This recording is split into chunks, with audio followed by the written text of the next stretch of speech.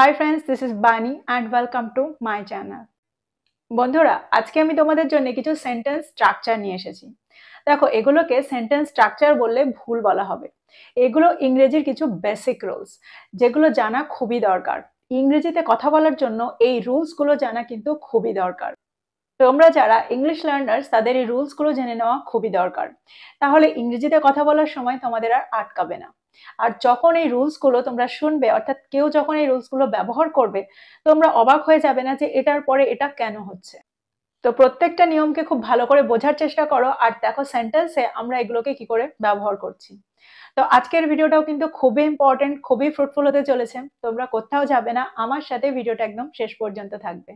যারা চ্যানেলে নতুন, অর্থাৎ প্রথম আমার ভিডিও দেখছো, তারা প্লিজ চ্যানেলটাকে সাবস্ক্রাইব করে নিও। তাহলে যখনই আমি ভিডিও আপলোড করব তোমরা নোটিফিকেশন পেয়ে যাবে। তো আর দেরি না করে চলো শুরু করা যাক আজকের ভিডিও। সবার আগে আমরা দেখব ওয়াইল plus were plus ING ing এর ব্যবহার। দেখো, সেন্টেন্সে আমরা যখন ওয়াইলের ব্যবহার করি আর ঠিক তারপরেই ভার্বের ব্যবহার করি, তার সাথে কিন্তু আমরা আইএনজি ইং কে যোগ করি। আর এটা কেন করি? দেখো, যখন আমাদের বলতে হয় যে কোনো কিছু করতে করতে কোনো কিছু করছি, যেরকম আমি গান শুনতে শুনতে রান্না করছি, পড়াশোনা করতে করতে আমি কথা বলতে পারি না। তো এরকম ক্ষেত্রেই কিন্তু আমরা এই স্ট্রাকচারটার ব্যবহার সেন্টেন্সে করব। আর সবসময় তোমরা মনে রাখবে, ওয়াইলের পরেই যখন আমরা ভার্বের ব্যবহার করি তার সাথে আমরা আইএনজি ইং কে যোগ করি। কিন্তু সবসময় কি সেটাই ব্যবহার করে আমরা এই ধরনের সেন্টেন্স তৈরি করব? অর্থাৎ এরকম অর্থ বোঝাতে আমরা কিন্তু সবসময় এরকম স্ট্রাকচারের ব্যবহার নাও করতে পারি। সেন্টেন্স দেখো, আরো ভালো করে বুঝতে পারবে। ধ্যান করার সময় আমি আমার নিঃশ্বাস প্রশ্বাসের ওপর মনোনিবেশ করি, বা আমরা এভাবেও বলতে পারি ধ্যান করতে করতে আমি আমার নিঃশ্বাস প্রশ্বাসের ওপর মনোনিবেশ করি। দুটো ক্ষেত্রে কিন্তু আমরা একই রকম সেন্টেন্সের ব্যবহার করব। সেন্টেন্সটা কি হবে? I concentrate on my breathing while meditating. I concentrate on my breathing while meditating. দেখো, এই সেন্টেন্সটাকে কিন্তু আমরা এভাবেও বলতে পারি, I concentrate on my breathing while I meditate. এখানে খুব ভালো করে বোঝার চেষ্টা করো। দেখো, যখন আমরা সেন্টেন্সে ওয়াইলের পরেই, অর্থাৎ ঠিক পরেই ভার্বের ব্যবহার করছি, তার সাথে কিন্তু আমরা আইএনজি কে যোগ করছি। কিন্তু যখন আমরা ওয়াইলের পরেই ভার্বের ব্যবহার করব না, অর্থাৎ কোনো নাউন বা প্রোনাউনের ব্যবহার করব, আর তারপরে যখন আমরা ভার্বের ব্যবহার করব, তার সাথে কিন্তু আর ইং এর ব্যবহার করার দরকার হয় না। আমরা দুভাবেই সেন্টেন্সটা কিন্তু একই অর্থে ব্যবহার করছি। অর্থাৎ একটা বাংলা সেন্টেন্স বলার জন্য, একটা বাংলা সেন্টেন্সকে এক্সপ্রেস করার জন্য আমরা কিন্তু দুভাবেই বলতে পারি, দুভাবেই আমরা ইংলিশ সেন্টেন্সটাকে তৈরি করতে পারি। আর একটা এক্সাম্পল দেখো, আমি কথা বলতে বলতে কাজে মন দিতে পারি না। এই সেন্টেন্সটাকে আমরা কিভাবে তৈরি করব? I can't concentrate on work while talking. I can't concentrate on work while talking. দেখো, এই সেন্টেন্সটাকে কিন্তু আমরা এভাবেও বলতে পারি, I can't concentrate on work while I talk. যদি আমি বলি সে কথা বলতে বলতে কাজে মন দিতে পারে না, তাহলে সেন্টেন্সটা কি হবে?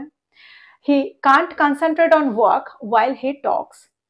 He can't concentrate on work while he talks. আর একটা সেন্টেন্স দেখো, ট্রেনটার জন্য অপেক্ষা করতে করতে আমি একটা নিবন্ধ পড়েছিলাম, বা ট্রেনটার জন্য অপেক্ষা করার সময় আমি একটা নিবন্ধ পড়েছিলাম। দেখো, সেন্টেন্সটাকে খুব ভালো করে বোঝার চেষ্টা করো। সেন্টেন্সটাতে কোনো একটা কাজ করতে করতে আমরা কোনো একটা কাজ করছি, ট্রেনটার জন্য অপেক্ষাও করছি, আর তার সাথে সাথে একটা নিবন্ধও পড়ছি। এই ধরনের সেন্টেন্সেই কিন্তু আমরা এরকম স্ট্রাকচারের ব্যবহার করব। দেখো, এই সেন্টেন্সটা পাস্ট টেন্সে ছিল বলে আমরা ওয়েটের জায়গায় ওয়েটেড এর ব্যবহার সেন্টেন্সে করলাম। ওয়েটের পাস্ট ফর্ম ওয়েটেড। আমার মনে হয় এই সেন্টেন্সগুলোর মধ্যে দিয়ে তোমরা খুব ভালো করে বুঝতে পারলে, সেন্টেন্সে আমাদের যখন বলতে হবে কোনো কিছু করতে করতে কোনো কিছু করছিলাম, বা কোনো কিছু করতে করতে আমি এটা করি, কোনো কিছু করতে করতে আমি এটা করতে পারি না, এরকম ক্ষেত্রে আমরা এই ধরনের স্ট্রাকচার কি করে ব্যবহার করতে পারি, অর্থাৎ ওয়াইলের ব্যবহার করে আমরা সেন্টেন্স কি করে তৈরি করতে পারি। এবার আমরা দেখব পরের ব্যবহারটা। পরেরটা হলো সেন্টেন্সে before plus verb plus ING ing এর ব্যবহার। দেখো, সেন্টেন্সে তোমরা প্রায় শুনে থাকবে বিফোর এর পরে ভার্বের সাথে আমরা আইএনজি ইং কে যোগ করি। তো এই ধরনের স্ট্রাকচার আমরা কিভাবে সেন্টেন্সে তৈরি করছি, সেন্টেন্স দেখো আরো ভালো করে বুঝতে পারবে। দেখো, এটার অর্থ হলো কোনো কিছু করার আগে। যখন আমরা সেন্টেন্সে বলতে চাইবো যে এটা করার আগে এটা করব, এটা করার আগে এটা করে নিও, তো এরকম ক্ষেত্রে কিন্তু আমরা এই স্ট্রাকচারটার ব্যবহার সেন্টেন্সে করছি। এক্সাম্পল দেখো, একটা সিদ্ধান্ত নেওয়ার আগে ভালো করে চিন্তা করে নাও। Think carefully before making a decision. Think carefully before making a decision. দেখো, এই সেন্টেন্সটাকে যদি আমি এভাবে বলি, কোনো সিদ্ধান্ত নেওয়ার আগে তুমি ভালো করে ভেবে নাও, তাহলে সেন্টেন্সটা কি হবে? Think carefully before you make a decision. Think carefully before you make a decision. তো এখানেও কিন্তু একই রুল তোমরা দেখতে পাচ্ছ, একই নিয়ম তোমরা দেখতে পাচ্ছ। আমরা যদি বিফোর এর পরেই ঠিক ভার্বের ব্যবহার করি, তার সাথে আমরা আইএনজি কে যোগ করছি। আর যদি তার ঠিক আগেই আমরা নাউন বা প্রোনাউনের ব্যবহার করি, অর্থাৎ সাবজেক্টের ব্যবহার সেন্টেন্সে করি, তাহলে কিন্তু আমরা আর সেটা করি না। সেন্টেন্সটা কি হচ্ছে? Think carefully before you make a decision. আর একটা সেন্টেন্স দেখো, কিছু করার আগে তার পরিণতি সম্পর্কে চিন্তা করে নাও। Think about the consequences before doing something. Think about the consequences before doing something. যদি আমি বলি কিছু করার আগে তুমি পরিণতি সম্পর্কে চিন্তা করে নাও, তাহলে সেন্টেন্সটা কি হবে? Think about the consequences before you do something. Think about the consequences before you do something. অর্থাৎ যখন আমরা সাবসেটকে বিফোর এর পরে ব্যবহার করছি আর ঠিক তার পরে ভার্বের ব্যবহার করছি, তখন কিন্তু আমরা ভার্বের ফার্স্ট ফর্মের ব্যবহার সেন্টেন্সে করছি। কিন্তু যখন আমরা বিফোর এর ঠিক পরেই ভার্বের ব্যবহার করছি, তার সাথে কিন্তু আমরা আইএনজি কে যোগ করছি। আমার মনে হয় এই স্ট্রাকচারটাও তোমরা খুব ভালো করে বুঝতে পারলে, এই নিয়মটা তোমরা খুব ভালো করে বুঝতে পারলে। আরো সেন্টেন্স দেখো, তাহলে আরো ভালো করে তোমরা ক্লিয়ার হয়ে যাবে, তোমরা আরো ভালো করে বুঝতে পারবে। সেখানে যাওয়ার আগে আমি তোমাকে ফোন করব। I will call you before going there. I will call you before going there. এই সেন্টেন্সটাকে খুব ভালো করে দেখো। সেন্টেন্সে আমরা কিন্তু বিফোর এর ঠিক পরেই ভার্বের ব্যবহার সেন্টেন্সে করেছি, আর ঠিক সেই কারণে আমরা আইএনজি কে ভার্বের সাথে যোগ করেছি। যদি আমি বলি I will call you before I go there, তাহলে সেন্টেন্সে কিন্তু ভার্বের ফার্স্ট ফর্মের ব্যবহার আমরা সাবজেক্টের পরে করব। তখন কিন্তু আর আমরা আইএনজি কে যোগ করব না, কারণ বিফোর এর পরেই কিন্তু আমরা নাউন বা প্রোনাউন অর্থাৎ সাবজেক্টের ব্যবহার সেন্টেন্সে করছি। পরের ব্যবহারটাও ঠিক একই রকম। সেন্টেন্সে যখন আমরা আফটারের ব্যবহার করব আর ঠিক তার পরেই ভার্বের ব্যবহার করব, তার সাথে কিন্তু আমরা আইএনজি কে যোগ করব। যদি আমরা আফটারের পরে নাউন বা প্রোনাউনের ব্যবহার সেন্টেন্সে করি, তারপরে যখন আমরা ভার্বের ব্যবহার করব, সেটা কিন্তু ভার্বের ফার্স্ট ফর্মের ব্যবহার সেন্টেন্সে হবে। তখন কিন্তু আমরা আর আইএনজি কে যোগ করব না। সেন্টেন্স দেখো, আমি আমার বাড়ির কাজ শেষ করার পরে ঘুমাতে যাব। আমরা এভাবে বলতে পারি আমি আমার বাড়ির কাজ শেষ করে ঘুমাতে যাব। সেন্টেন্সটা কি হবে? I will go to bed after finishing my homework. I will go to bed after finishing my homework. দেখো সেন্টেন্সটাকে আমরা এভাবেও বলতে পারি I will go to bed after I finish my homework. তো সেন্টেন্সে কোনো কিছু করার পরে বা কোনো কিছু করে যখন আমরা কোনো কিছু করব বোঝাতে চাইবো, তখন আমরা এ ধরনের স্ট্রাকচার ব্যবহার করতে পারি। দেখো ঘুমাতে যাওয়া বোঝাতে আমরা গো টু বেডেরও ব্যবহার করতে পারি, আবার গো টু স্লিপেরও ব্যবহার সেন্টেন্সে করতে পারি। বেশিরভাগ ক্ষেত্রে আমরা গো টু বেডের ব্যবহারই সেন্টেন্সে করে থাকি, যার অর্থ হলো ঘুমাতে যাওয়া। আরেকটা সেন্টেন্স দেখো, অধ্যায়টি শেষ করার পরে আমি বইটি বন্ধ করে দিয়েছিলাম। সেন্টেন্সটা কি হবে?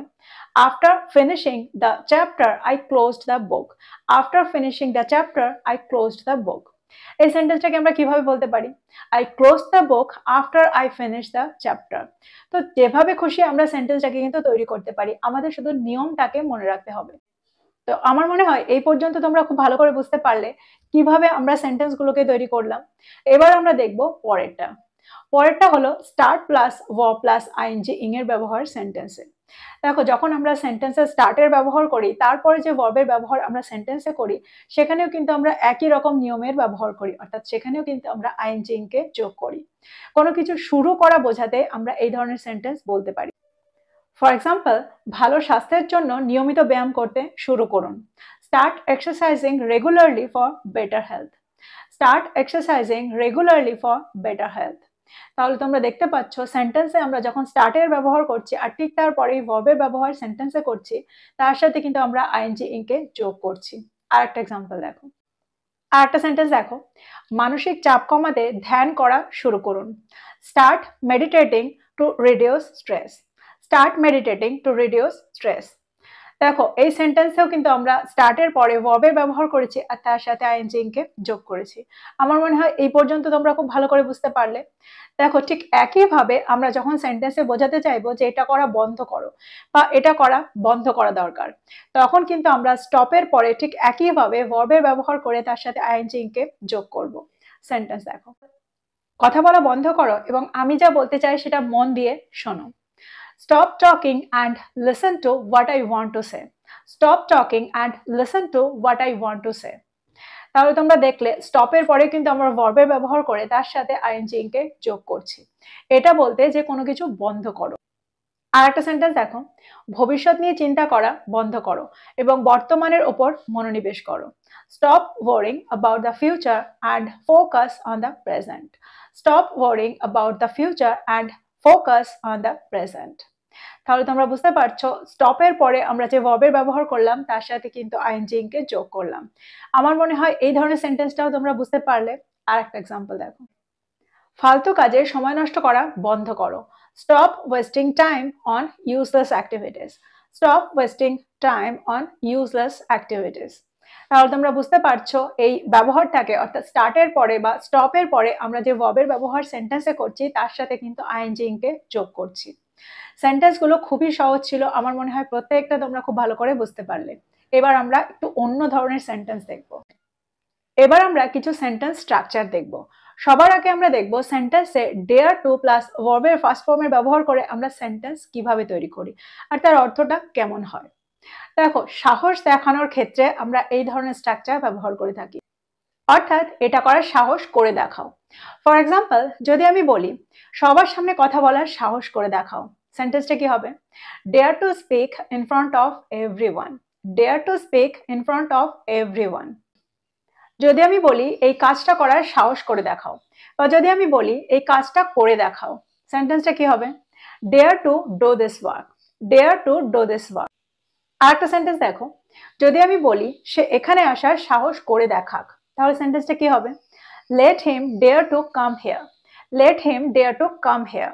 তার অর্থ হলো তাকে এখানে আসার সাহস করে দেখাতে দাও। পরেরটা হলো suppose two.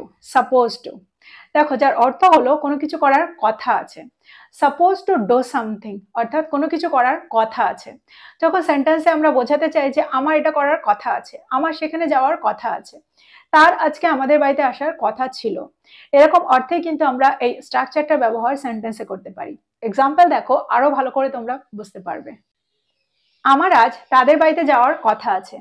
I'm supposed to go to their house today.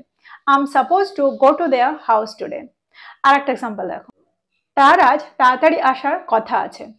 She is supposed to come early today.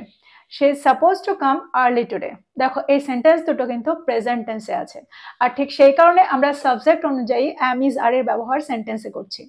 কিন্তু সেন্টেন্সটা যদি পাস্ট টেন্সে থাকে, অর্থাৎ এরকমটা যদি আমরা বলতে চাই যে আমার কাল তাদের বাড়িতে যাওয়ার কথা ছিল, তাহলে সেন্টেন্সটা কি হবে? তখন কিন্তু আমরা শুধুমাত্র am is are এর জায়গায় was were এর ব্যবহার সেন্টেন্সে করব। ফর এক্সাম্পল, আমার এই কাজটা করার কথা ছিল। I was supposed to do this work. I was supposed to do this work. যার অর্থ হলো আমার এই কাজটা করার কথা ছিল। সেন্টেন্সটা পাস্ট টেন্সে আছে বলে আমরা সাবজেক্ট অনুযায়ী was এর ব্যবহার সেন্টেন্সে করব। যদি আমি বলি তাদের এই কাজটা করার কথা ছিল, তাহলে সেন্টেন্সটা কি হবে? They were supposed to do this work. They were supposed to do this work. তো আমার মনে হয় স্ট্রাকচারটা তোমরা খুব ভালো করে বুঝতে পারলে, আর এই স্ট্রাকচারটার ব্যবহার এখন তোমরা খুব সহজেই করতে পারবে। সেন্টেন্সে কোনো কিছু করার কথা আছে বা কথা ছিল বোঝাতেই আমরা সাপোজ টু এর ব্যবহার সেন্টেন্সে করব। তো এই ছিল আজকের টপিক। ভিডিওটা ভালো লাগলে লাইক করতে ভুলে যেও না, বন্ধুদেরকে শেয়ার করো যারা ইংরেজি শিখছে। So this is all about today. I will be back with another video. Till then, take care. Thank you for watching this video. Bye bye.